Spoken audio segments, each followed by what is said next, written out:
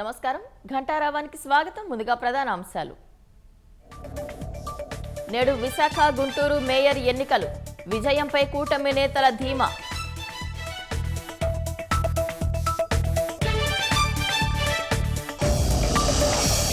కాసేపట్లో Kuppam municipal chairman ఎన్నిక. పీఠం దక్కించుకునేందుకు టీడీపీ వ్యూహాలు.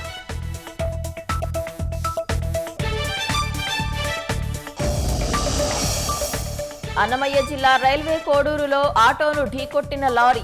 2 మృతి, 4కి తీవ్ర గాయాలు.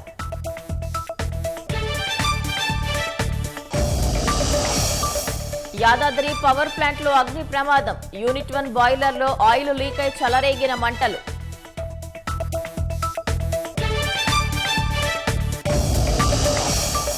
ఎల్ఓసి వద్ద కొనసాగుతున్న పాక్ కవ్వింపు చర్యలు. దాయాది కాల్పులకు ధీటుగా బదిలిస్తున్న భారత సైనికులు.